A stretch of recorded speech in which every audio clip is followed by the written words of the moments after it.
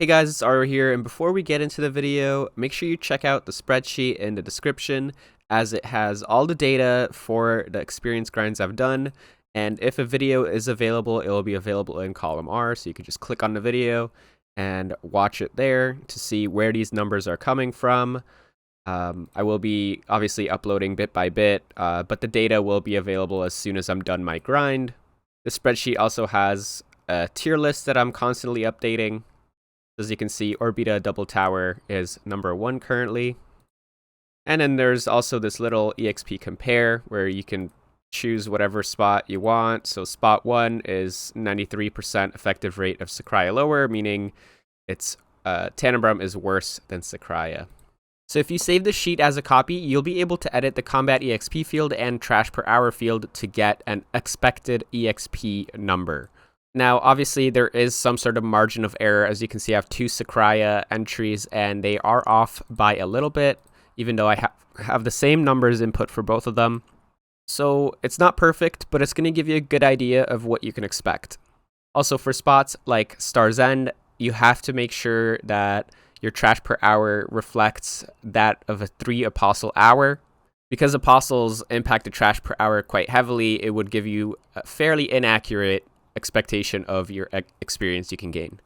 So let's use Tannenbaum as an example here. As you can see, the starting rate is 2.7k at 14.8k per hour. So let's say we're running 5,000%, but our trash is maybe like 13,500. So our expected experience is going to be 0.137 per hour at level 66 plus. So yeah, this is where you can find all my data, and let's get into the video. The next spot we're going to be looking at is Orbita Double Tower. Now this is the meta spot, and basically anytime you finish off the Titan, you leave the tower and you go start a second one. The range is quite high, so you can actually do this on all the double towers that are available.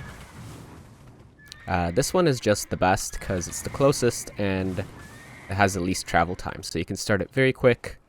If that one is somehow taken and they're only doing the single tower, you can actually go here. Oh god. And there's another one right here that you can go to. It's kind of difficult to get to, but if you want to do that, you can.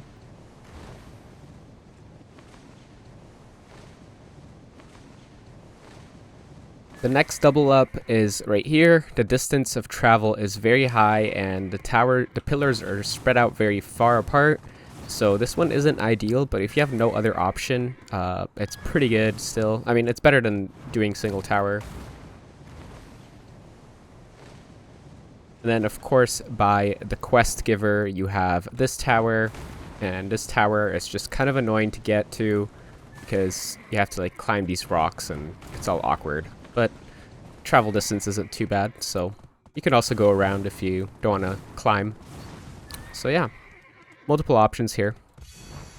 So the reason you want to ditch the tower after the Titan and go to the next one is because you get full benefit of the AFK phase in the sense of experience while you're starting the next tower. So you're basically improving your efficiency by about 15%, 15 to 20% compared to regular Orbita.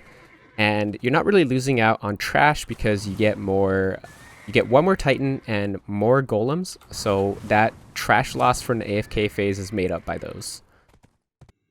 So I'll be speeding up the first portion as probably everyone knows how to grind Orbita by now, and I'll stop at the Titan to show how exactly you're supposed to move on after you finish off the Titan.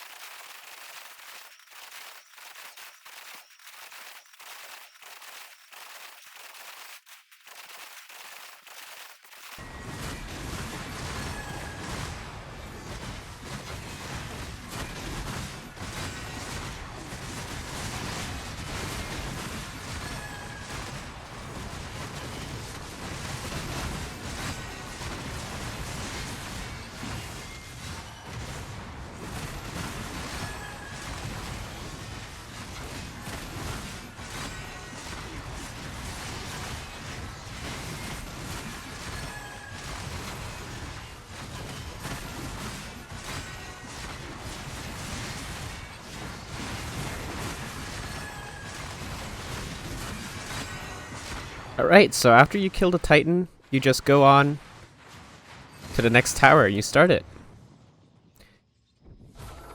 And since I have a quest on, you'll actually be able to see the mob counter going up, even though I'm not at the tower. So you can definitely see that the AFK phase is counting towards my kills and my experience and stuff like that. There you see, it went up again.